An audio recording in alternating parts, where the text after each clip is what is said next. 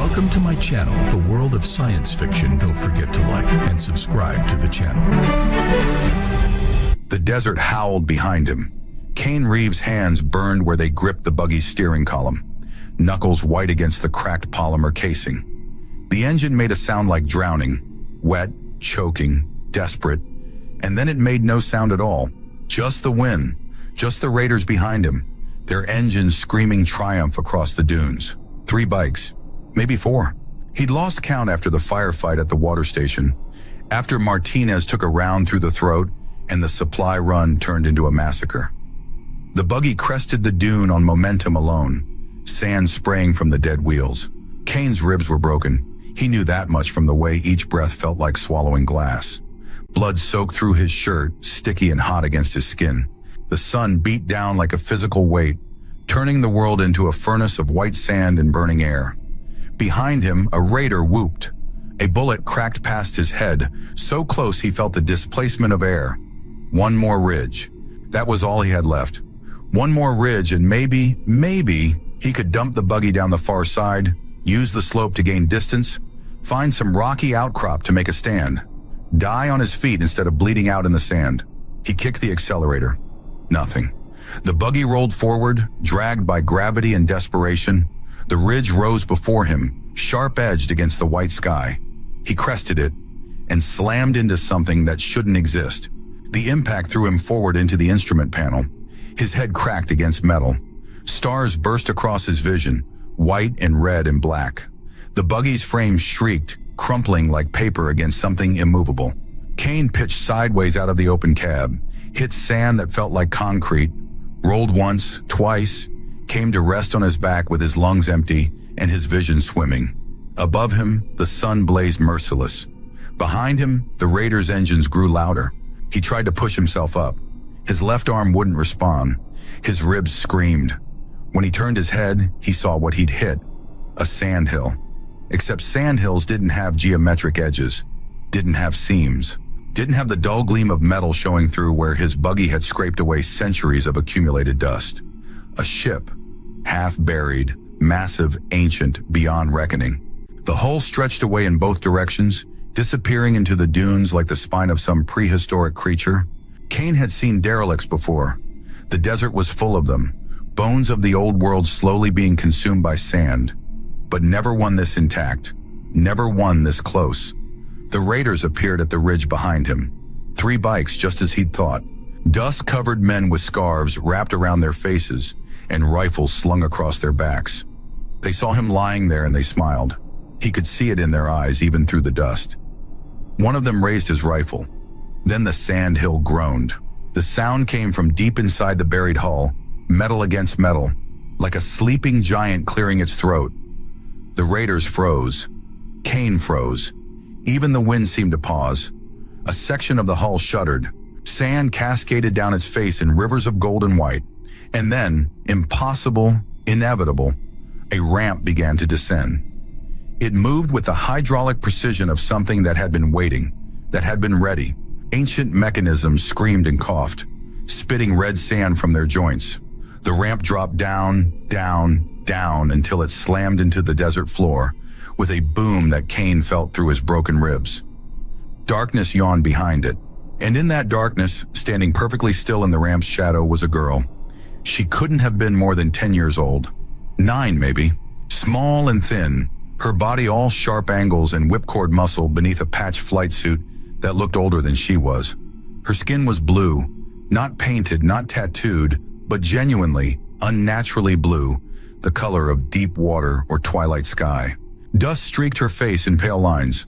Her hair was black and wild, chopped short with what looked like a knife. She held a spear.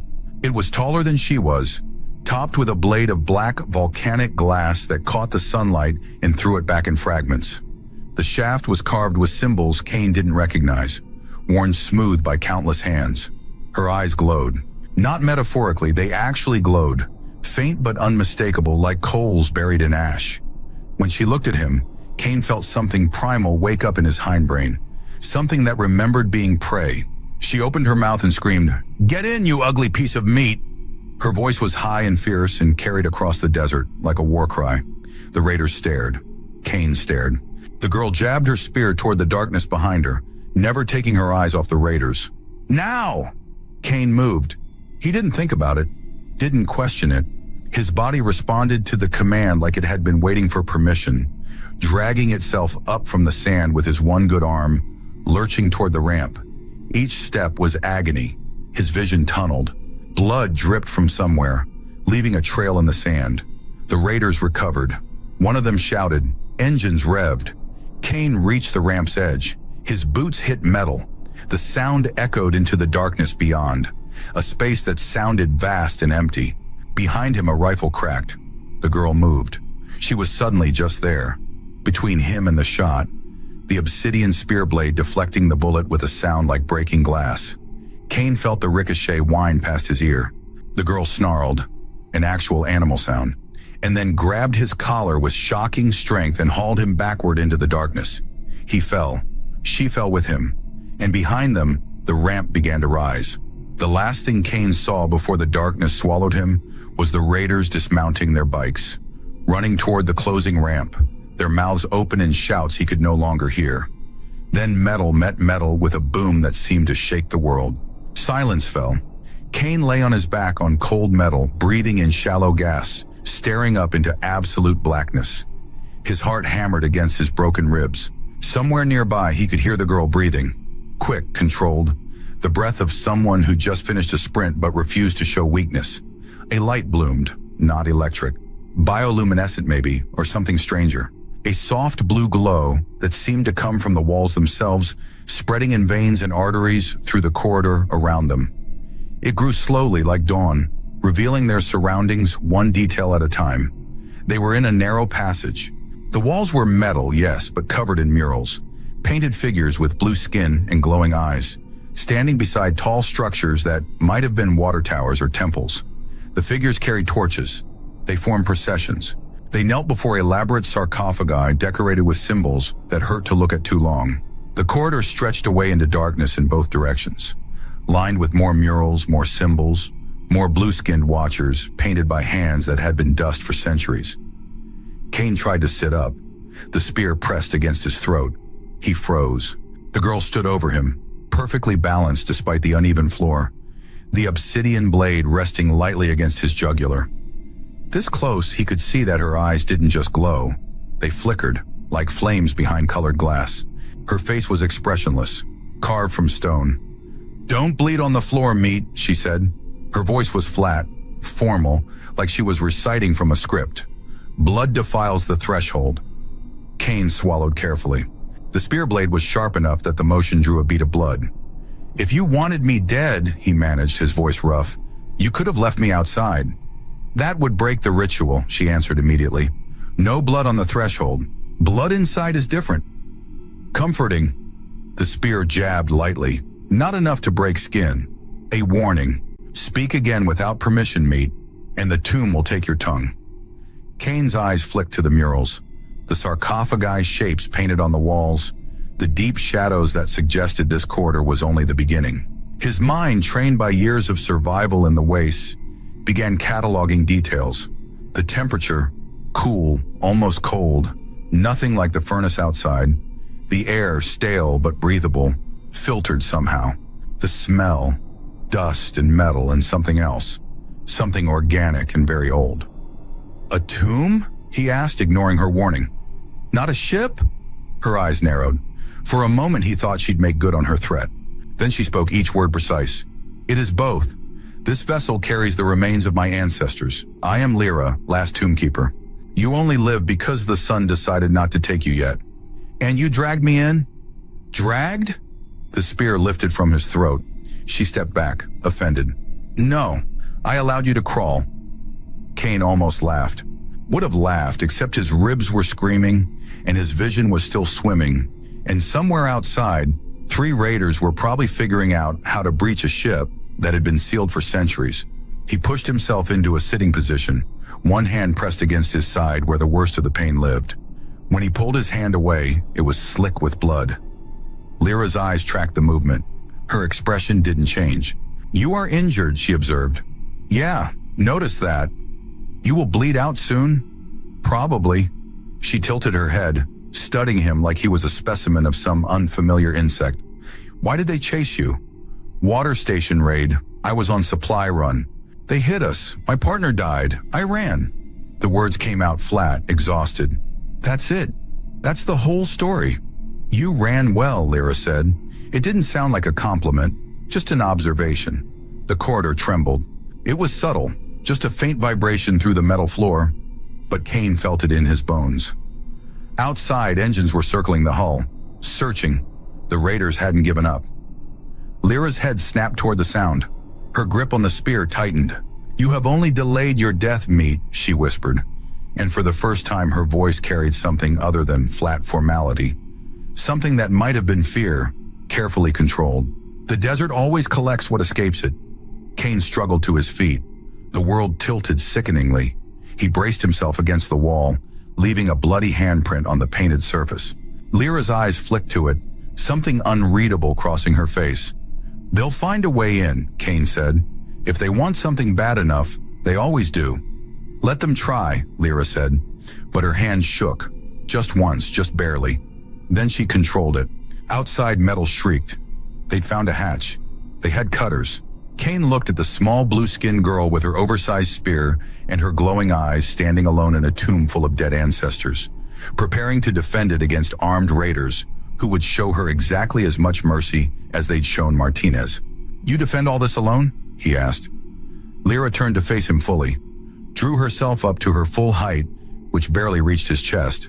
I am Tombkeeper, she said, and her voice rang through the corridor like a bell. My people are buried here. I protect them. Another crash echoed through the hull. Closer now. The raiders were inside the outer hull layer, working their way deeper. Lyra spun her spear once, a movement so practiced it was reflexive, and started walking down the corridor, away from the breach point. Follow me, meat, she called over her shoulder. You're wounded and mostly useless, but you are heavy, and heavy things can block doors. Kane limped after her. That's your plan? No, my plan is to kill them. You are merely a tool. Well, I'm flattered. She ignored him, moving through the blue-lit corridors with absolute certainty. The ship, the tomb, was a maze of passages and chambers, but she knew every turn. Kane stumbled after her, leaving a trail of blood that she carefully stepped over, her face set in concentration. They passed more murals, scenes of ceremony and harvest, of blue-skinned figures gathering water from the air itself, of great towers that pulled moisture from nothing. Images of plenty, of thriving cities, of a world that looked nothing like the wasteland outside. Then images of decline, towers falling, water drying up, figures kneeling in the sand, their painted faces turned skyward in supplication or despair. And finally, sarcophagi, hundreds of them, painted in loving detail, each one unique, each one bearing a name in the strange flowing script. The tomb of a civilization. They reached a wider chamber, and Kane stopped. The gallery stretched before them, vast and high-ceilinged, lit by the same blue bioluminescence that seemed to pulse in the walls like a heartbeat. And filling the space, arranged in careful rows, were the sarcophagi themselves. Not painted. Real. Dozens of them carved from stone that looked like it had been cut from the desert bedrock itself. Each one was covered in symbols, in names and pictographs that told stories Kane couldn't read. Some were simple rectangles. Others were carved into elaborate shapes, human figures lying in eternal rest, their faces serene, their hands folded across their chests. The air here was different, heavier, like the weight of all those sleeping dead pressed down on the living. Lyra walked among them without fear, her spear tapping against the floor in a steady rhythm. She moved to the far end of the chamber, where a narrow choke point led to the next corridor, a natural defensive position, a place where one person with a spear could hold against many. Kane leaned against one of the sarcophagi, his breath coming in ragged gasps. The stone was cold against his back, comforting almost. You really do this alone? He asked again. Lyra positioned herself at the choke point, her back straight, her spear held in a guard position that suggested real training. I am Tombkeeper. My people are buried here. I protect them. Yeah, you said that. But there is nothing but, she interrupted. This is my purpose. This is what I am. A crash echoed through the tomb. metal tearing. The raiders had breached the outer gallery. Lyra's shoulders tensed. Kane saw it, the slight hitch in her breathing, the way her fingers adjusted on the spear shaft. Not a helpless child, not untrained, but young, so young, and so very alone. He tried to push himself upright. His legs shook. The wound in his side was bleeding worse now, soaking through his shirt, dripping onto the ancient floor. He wondered distantly how much blood a person could lose and still stand. Voices echoed down the corridors. Rough laughter. The raiders were inside, spreading out, searching. Lyra's eyes tracked the sounds, her head cocked like a predator listening for prey. Or prey listening for predators. Kane couldn't tell which. "How many ancestors?" he asked quietly. 73, she answered without hesitation. 73 sleepers.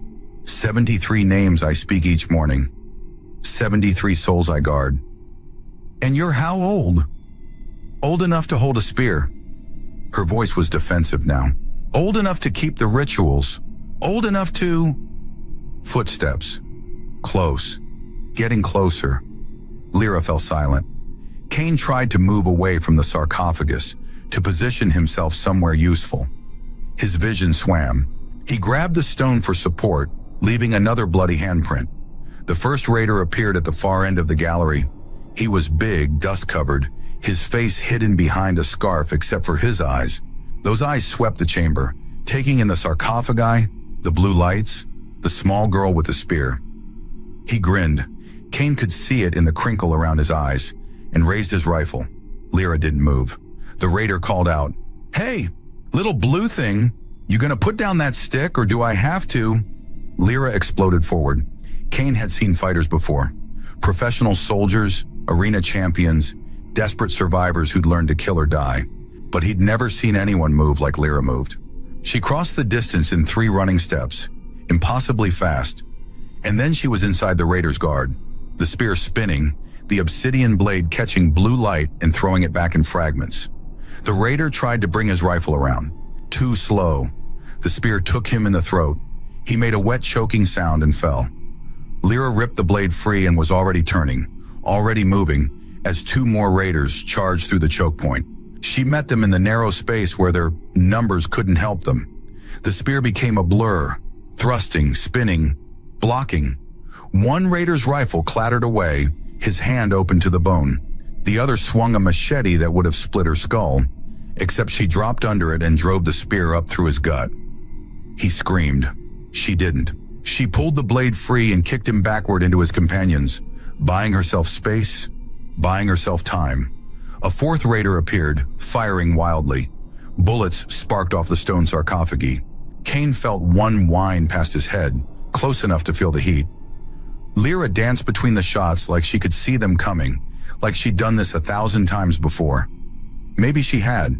The raider's rifle clicked empty. He fumbled for a reload. Lyra killed him before he could finish. Then there was a moment of stillness. 4 bodies on the ground, blood spreading across the ancient floor. Lyra stood in the choke point, breathing hard now, her flight suit splattered with red. The spear in her hands dripped. She turned to look at Kane, her glowing eyes wide. "They die easy," she said, and her voice shook. "They always die so easy." "Kid! I am not a kid!" The shriek echoed through the gallery. "I am Tombkeeper. I am—" A rifle cracked. Kane saw the muzzle flash from the corridor beyond, saw Lyra start to turn, knew she wouldn't make it. He moved. Later, he wouldn't remember deciding to move. Wouldn't remember pushing off the sarcophagus. Wouldn't remember crossing the space between them. Wouldn't remember anything except the feeling of impact as he slammed into Lyra and drove her sideways. The bullet that would have taken her in the chest took him in the side instead. It felt like being punched with a hammer made of fire. The impact spun him around, drove him to his knees. He heard himself make a sound, something between a grunt and a scream. And then he was on the floor, hands pressed against a new wound that burned worse than anything he'd ever felt. Poison blade. The thought came from somewhere distant and professional. Raiders used venom-tipped rounds sometimes, distilled from desert scorpions, meant to cause maximum suffering with minimum effort. His hands started to go numb. Lyra was screaming. He could hear her distantly, through the roar of blood in his ears, but he couldn't make out the words. The ceiling spun above him. The blue lights pulsed in time with his failing heartbeat. Then Lyra's face appeared above his, streaked with blood and dust and something that might have been tears. You took the blow. Why? He tried to answer. His mouth wouldn't work right. The poison was spreading, turning his blood to acid. Why would you don't even know me? You're just meat, Seemed rude, he managed. The words came out slurred. Let you die first. Her face hardened. The tears, if they'd been tears, vanished. Her jaw set with the same fierce determination he'd seen when she'd faced the raiders. Sit, she commanded. Do not move. I can fix poison. You. The word was barely a whisper. Tomb keepers learn more than killing. She was already moving, leaving him lying on the cold stone. He heard her footsteps echoing away, quick and purposeful. Heard her rummaging through something, stone scraping on metal. The raider who'd shot him appeared at the edge of his vision. Moving carefully now, rifle raised, sweeping for threats. He saw Kane on the ground and grinned behind his scarf. Should have stayed out of it, friend, he said, not unkindly. Nothing personal, just business. He raised the rifle. Lyra's spear took him through the eye socket. He was dead before he hit the ground. Lyra pulled the spear free and dropped to her knees beside Kane. Something clutched in her free hand. A bowl. Stone carved with the same symbols that covered the sarcophagi. Open your mouth, she ordered. What? Now? He opened his mouth. She crushed something. Pale desert minerals, crystalline and sharp-smelling, and mixed them with water she'd drawn from somewhere deeper in the ship. The paste she created was gray and thick and smelled like death. She forced it between his teeth with her fingers, ignoring his gag reflex, holding his jaw shut until he swallowed. It burned worse than the poison.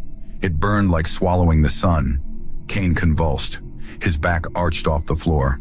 Every nerve in his body caught fire simultaneously, a conflagration that started in his gut and spread outward in waves of white-hot agony. Then, slowly, impossibly, the fire began to cool. The numbness receded. The acid in his blood turned back to blood. The burning became heat, became warmth, became bearable. He gasped, drawing in air that actually reached his lungs. Lyra sat back on her heels, watching him with those unreadable, glowing eyes. Better? She asked quietly. Define better. Not dying imminently. Then yeah, better.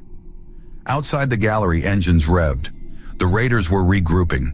Kane could hear them calling to each other, could hear the edge of panic in their voices. They'd expected an easy target. They'd found something else entirely, but they hadn't given up. Can you still fight? Lyra asked. Kane tested his limbs. Everything hurt, but everything moved. The antidote, or whatever she'd given him, had counteracted the poison, but his wounds were still bleeding, still screaming protest with every breath. I can still stand, he said. Good. She stood, extending a hand to help him up. Her grip was surprisingly strong. Then you can still be useful. He let her pull him to his feet, swayed, steadied himself. For the first time since she dragged him into the tomb, her expression softened. Just slightly. Just for a moment. You took the blow for me, she said quietly. Why? Kane shrugged, immediately regretted it as his ribs screamed. Told you. Seemed rude. No one has ever... She stopped, started again. My ancestors tell stories of warriors who would die for strangers. I thought they were myths. Not myths, just idiots. She almost smiled, almost. Then her head snapped toward the corridor. Her hand tightened on her spear. From beyond the gallery, Kane heard the raiders shouting to each other, heard them dragging equipment, setting something up. And then, clear as day, one voice rising above the others. The condenser's inside! Find it and blow the rest. Lyra's face went white. The blue of her skin seemed to drain away, leaving her the color of ice. No, she whispered. What condenser? Kane asked. She was already running. Kane ran after her, his body screaming protest with every step. The corridors blurred past. More murals, more blue light, more evidence of a civilization that had thrived and died in this place. Lyra moved with desperate speed, her small form darting through passages too narrow for him to follow easily. What condenser? He called again. She didn't answer, didn't slow down. They descended. The corridor became a ramp, sloping downward into the heart of the ship. The temperature dropped with each step. The blue light grew stronger, pulsing now with real intensity, casting everything in an underwater glow. And then they emerged into a chamber that stole Kane's breath. It was enormous. The ceiling soared away into darkness, supported by pillars carved from the same desert stone as the sarcophagi. But the space between the pillars, water. Not standing water, not pools or tanks, but something stranger, something impossible. Moisture hung in the air itself, visible as a faint mist that swirled and eddied in invisible currents. And at the center of the chamber, rising from floor to ceiling, was a column of crystal that seemed to breathe. No, it was breathing, inhaling the dry air, exhaling water vapor, each breath creating ripples in the moisture that surrounded it. Tubes ran from the crystal like veins, carrying condensation to collection points carved into the walls. Ancient technology and natural process merged into something that looked like sorcery, but was purely, beautifully mechanical. A water condenser. Not just any condenser, a masterwork. The kind of technology that had been lost when the old world collapsed, when the knowledge of how to pull moisture from air became the most precious secret in the wasteland. And the raiders wanted to take it. Lyra stood at the chamber's edge, her spear lowered, her face stricken. "This water kept my people alive," she whispered. "Without it, the raiders can control the entire region," Kane finished. He'd seen it before. Whoever controlled water controlled everything. Food, trade, life itself. "Yeah, I know how bastards think." A detonation rocked the hull above them. Dust cascaded from the ceiling. The crystal column hummed, a low note that Kane felt in his chest. The water vapor swirled faster, disturbed by the vibration. "They're planting charges," Kane said. "They'll breach the hull, find this chamber, and rip that condenser out by the roots." Another explosion, closer. The raiders were working their way down through the ship's levels. Lyra turned to face him, her glowing eyes wide and desperate. "We can't repel them. There are too many." Kane's mind raced, sorting through options with the cold clarity of someone who'd made impossible choices before. His buggy outside. Dead engine, but the fuel cell would still be intact. Those cells were unstable by design. You needed the volatility to get the energy density for wasteland travel, which meant they could be overloaded, turned into improvised explosives, not powerful enough to destroy the ship, but powerful enough to collapse the entrance tunnels, to bury access points, to seal the tomb so completely that it would take weeks of excavation to reach the condenser. And anyone caught in the blast radius would die. "If I overload the ship's drives," Kane said slowly, working through the logistics even as he spoke, "it'll collapse the entrance tunnels and bury the condenser. No one gets in." Lyra stared at him. "The drives are dead. They've been dead for... I have a fuel cell in my buggy. It's volatile enough to do the job if I wire it right." "Everyone inside dies," she whispered. Kane met her eyes. "Not everyone." The lie tasted like copper, like blood. Her eyes narrowed. "The tomb forbids lies, meat." He exhaled, feeling the weight of truth settle over him. "Fine. Probably everyone." Another explosion sent spiderweb cracks across the chamber ceiling.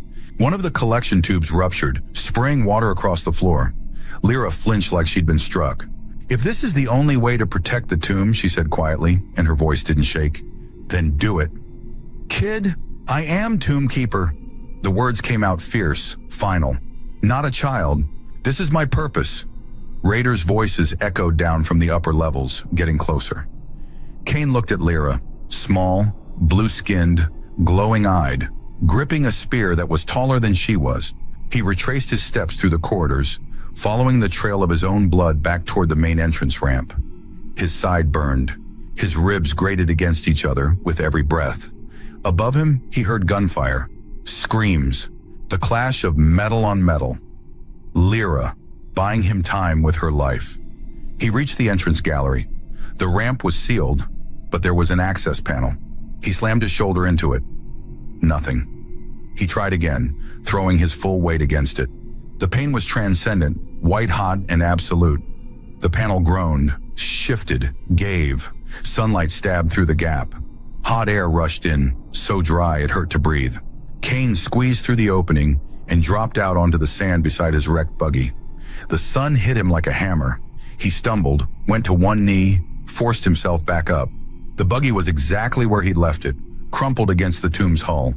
He crawled into the wreckage, searching for the fuel cell housing. Found it. The cell itself was intact. He ripped it free from its mounting brackets, cradling it against his chest. Back through the access panel, back into the cool darkness. Behind him, he heard engines.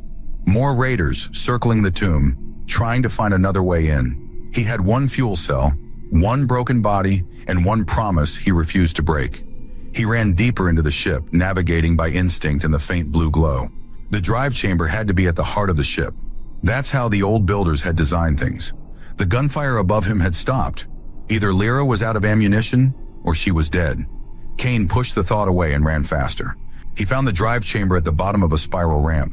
The entrance was marked with warning symbols, stylized flames and lightning bolts. Danger. Death. Stay out. He went in. The chamber was vast and dark, lit only by emergency strips. Dead engines filled the space. Massive turbines and conversion cores. All cold, all silent. The air smelled of ozone and old metal. Kane set the fuel cell down and began searching for the drive junction. Found it after 2 minutes, a central hub where power lines could interface with the ship's dormant systems. He began wiring the cell. His hands shook. Blood from his reopened wounds made the connection slippery. Twice he dropped components and had to search for them in the darkness. But slowly, methodically, he built the overload. The trick was to make the cell dump its entire charge at once, flooding the drive junction with more power than it could handle. The resulting surge would arc through every system, superheating metal, igniting residual fuel, creating a cascading failure that would collapse the tunnels. Enough to seal the tomb, to bury the water condenser where no raider would ever reach it, and to kill anyone caught inside. Kane connected the final wire. The engines groaned. It was a low sound, felt more than heard. The emergency lights flickered. Dust began to fall from the ceiling. Somewhere deep in the ship's heart, systems that had been dead for centuries began receiving power again. Kane set the detonation timer. 30 seconds. That was all he'd have once he activated it. Not enough time to get clear. He'd known that from the start. "Hey, dessert," he muttered to the empty chamber. "If you're listening, take me first." He reached for the activation switch. "Kane!" The scream came from the entrance behind him. Lyra's voice ragged with exhaustion and terror. He spun around. She stood in the doorway, her flight suit torn and bloody, her spear clutched in both hands. She'd been cut, stabbed, shot maybe, but she was standing, still fighting, still refusing to die. "What are you doing here?" he shouted. "I followed you." She staggered into the chamber. "You think I'm stupid? You think I don't know what you're planning? You were supposed to. They're all dead. Every last one in the upper levels. I killed them." She spat the words. "And then I came to stop you from being a fucking idiot." The engines groaned again, louder. The lights flickered faster. The cell was charging, building toward critical mass. "Get out, Wuss," he said. "There's still time for you to—" "No!" She was crying now, tears cutting tracks through the blood and dust on her face. "You don't get to do this. You don't get to die for me. Kid, my name is Lyra." The shriek echoed through the chamber. "Say my name." "Lyra," he said quietly. "Again." "Lyra." She nodded, wiped her eyes with the back of her hand, smearing blood across her face. "Now tell me how to disarm this thing." "You can't. It's too late. The cell's already—" An explosion rocked the ship, not from the drive chamber, from above, from outside. The raiders had breached. Kane heard them flooding through the corridors, heard their boots ringing on metal, heard their shouts of triumph. Lyra heard it too. Her head snapped toward the sound. "There's more," she whispered. "There's always more." The engines screamed. Power flooded through the drive junction in a visible arc of white-blue lightning. The emergency lights exploded. The floor shook, and from deep in the ship's core came a sound like metal tearing, like the world ending. Kane grabbed Lyra and threw her behind one of the massive engine housings, threw himself after her, curled his body around hers as the drive chamber filled with light and noise and impossible heat. The fuel cell detonated. The world became violence. Kane felt the blast wave lift him off his feet, felt himself flying backward through air that had turned to fire. He hit something hard enough to break bone. The breath exploded from his lungs. His vision went white, then black, then white again. Somewhere in the chaos, he could feel Lyra's small body pressed against his chest, could feel her heart beating rabbit fast. Metal shrieked, stone cracked, the ceiling split and began to fall. Kane tightened his grip on Lyra, shielding her with his body, and waited for the impact. It never came. The collapse stopped, not slowly, not gradually, but all at once with mechanical precision. The falling debris froze in midair, suspended by invisible force. The screaming engines cut out. The fire vanished. Silence fell. Kane lay on the floor, Lyra still clutched against his chest, and tried to understand what had just happened. Above them, through the cracked ceiling, he could see other levels. Could see raiders frozen in the act of running, their mouths open, their weapons raised, and spreading through it all, the blue light. Not from the walls this time, from the ship itself, from systems deeper than the drives, older than the engines. The light pulsed once, twice, and then every raider Kane could see simply stopped moving, stopped breathing. They didn't fall, didn't collapse, just stood there perfectly still. Then the light withdrew. The suspended debris settled to the ground with barely a whisper. The frozen raiders crumbled to dust. Lyra stirred against Kane's chest. "The tomb woke up," she whispered. "Tombs don't wake up. This one does. It protects what's inside." Kane struggled to his feet. The drive chamber around them was wrecked, engines torn apart, hull plating buckled. But the ship itself, the fundamental structure, remained intact. More than intact. It hummed with low power. "We need to move," he said. "That blast will have compromised." "It won't," Lyra interrupted. She was staring at the walls, at the blue light pulsing through them. "The tomb protects itself." As if in response, the blue light intensified around her. It flowed toward her, wrapping around her wounds, sealing them with cold fire. When the light faded, her injuries were gone. Kane stared. "What are you?" he whispered. Lyra met his eyes. For the first time since he'd met her, she looked uncertain, young, frightened. "My people called water from the air," she said. "That's what the condenser does. And when we died, we poured our knowledge into this ship, made it remember." She touched the wall, and the blue light brightened. "I'm the last," she continued, "the last one who knows the songs. When I die, the knowledge dies with me." They stood in the wrecked drive chamber, surrounded by the ghosts of dead engines and the dust of destroyed raiders. "We need to check the upper levels," Kane said finally.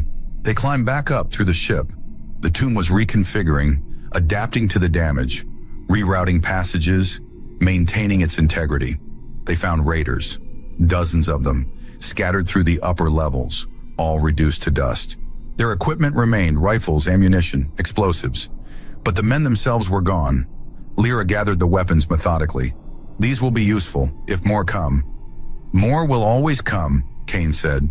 By the time they finished, the sun was setting outside. Kane could tell from the way the light changed where it leaked through the sealed entrance. Gold to red, to purple, to black. They returned to the water chamber.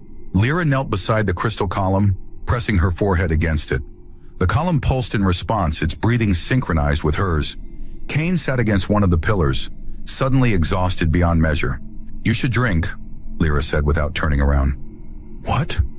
She walked to one of the collection points, drew water into a ceremonial flask, carved stone, covered in symbols, brought it to him. "The tomb's water," she said. "It will help." "I thought blood on the threshold was forbidden. Drinking sacred water must be—" "You protected the tomb," she interrupted. "You bled for it. You were willing to die for it. That makes you worthy." She pressed the flask into his hands. Kane looked down at the water. It was perfectly clear, catching the blue light and throwing it back in patterns that almost looked like writing. He drank. It tasted like nothing he'd ever experienced. Cold but not cold, sweet but not sweet, like drinking starlight. The water flowed down his throat and spread through his body, healing instead of just counteracting. He felt his wounds close, felt his broken ribs knit together. When he lowered the flask, Lyra was watching him. "Better?" she asked. "Yeah." He tested his breathing. No pain. "Yeah, much better." "Good." She took the flask back. "Because I need to ask you something." "Ask." She hesitated. When she spoke, her voice was smaller than he'd ever heard it. "What happens now?" she whispered. "The raiders are dead. The tomb is sealed, but more will come. You said so yourself. And I'm just one person. Eventually they'll breach the tomb. Eventually they'll take the condenser. Eventually," her voice cracked. Kane stood. He walked to where Lyra stood and did something he'd never imagined doing. He knelt, put himself at eye level with the small blue-skinned girl who'd saved his life, who'd defended a tomb full of ancestors against impossible odds. "You don't have to do this alone," he said quietly. She stared at him. "What?" "The tomb needs a guardian, but no one said it has to be just one." "You want to..." She stopped. "You want to stay?" "I don't have anywhere else to go," Kane said. "My partner's dead. My crew's dead. I've got no home, no purpose, no reason to walk back into the wasteland." He gestured at the water chamber, at the crystal column breathing its ancient rhythm. "But here there's something worth protecting." "Here there's me," Lyra finished softly. "Yeah," Kane smiled. "Here there's you." She was crying again. The tears flowed down her blue cheeks. "The tomb accepts guardians in pairs," she whispered. "Two tomb keepers working together. But there haven't been two since my mother died. I thought I'd always be alone." "Not anymore." Lyra wiped her eyes, straightened her shoulders. When she spoke, her voice carried the formal weight of ritual. "The tomb requires an oath," she said. "If you're going to be tomb keeper, you have to swear." "I swear," Kane said immediately. "You didn't even hear the words yet." "Don't need to. I swear." She almost smiled. Then her face grew serious, and she began to recite in a language he didn't know. Fluid, musical, full of sounds that seemed to resonate with the blue light. The tomb listened. The walls pulsed brighter. When she finished, she switched back. "Do you swear to guard the tomb against all who would defile it?" "I swear." "Do you swear to protect the ancestors who sleep here?" "I swear." "Do you swear to keep the water sacred?" "I swear." "Do you swear to stand beside the tomb keeper, to share her burden, to fight when she fights and rest when she rests?" Kane looked at Lyra, small, fierce, glowing-eyed. "I swear," he said. The blue light exploded around them, not violently, not destructively, but with sudden, overwhelming intensity, wrapping them both in radiance that felt like being immersed in water, in starlight, in the breath of the desert itself. Kane felt the light flow into him, changing something fundamental. When it faded, he was different. Not visibly, but beneath the surface, something had shifted. He could feel the tomb now, could sense its boundaries, its health, could feel the water condensing in the crystal column. He was connected, bound. He was tomb keeper. Lyra was grinning at him. "Welcome home, ugly piece of meat," she said. Kane smiled. "Drink," Lyra said, offering the flask again. "The tomb needs a new guardian." He drank. And far above them, where the desert stretched forever, hostile, beautiful, unforgiving, the sun set on a tomb that had found its defenders. Two tomb keepers standing together in the blue light. One small and fierce, one broken and reborn, both exactly where they needed to be.